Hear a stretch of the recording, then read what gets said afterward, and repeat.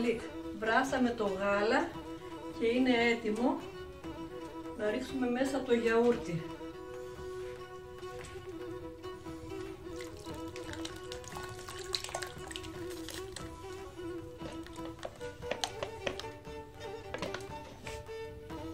Τώρα τα αφήνουμε να βράσει, να κόψει το γάλα.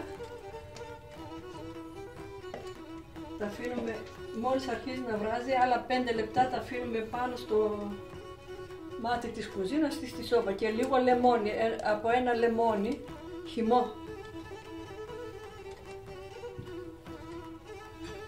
Και αλάτι, 1,5 κουτάλι του φαγητού. Τώρα αυτά όλα μαζί τα ρίξαμε εδώ μέσα και να πάρει το βρασμό και μετά θα το στραγγίσουμε.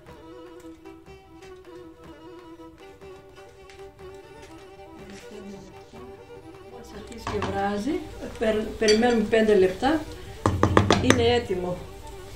Έκοψε το γάλα.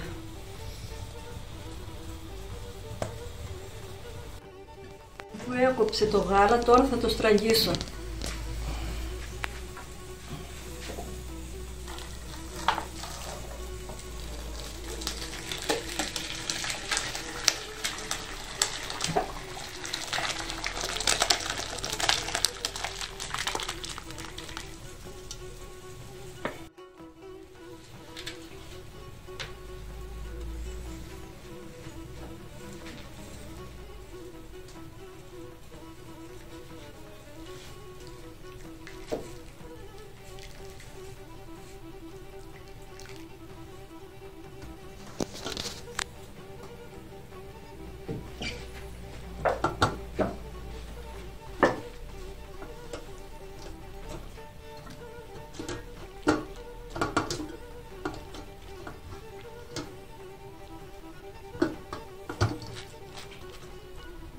Την πέτρα να γίνει. Βάζουμε την πέτρα για να φύγει όλο το νερό που έχει μέσα. Καλή επιτυχία. Θα κρατήσουμε λίγο ζουμί για να βάλουμε μετά αυτό το τυρί εδώ μέσα. Θα βάλουμε και λίγο αλάτι εδώ για να κρατήσει το τυρί. Μέσα από την τσαντίλα και τώρα να το βάλουμε εδώ μέσα να το κόψουμε.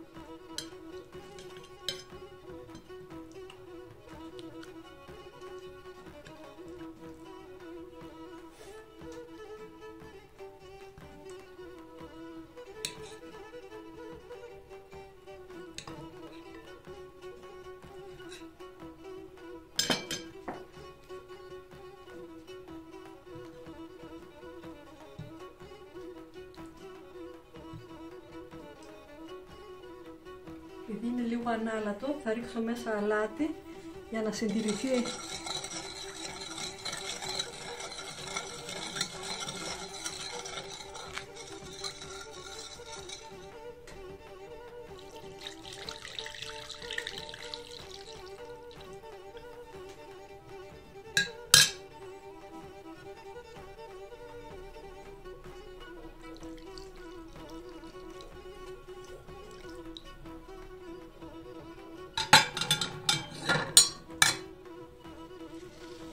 Και το αποθηκεύουμε στο ψυγείο μετά.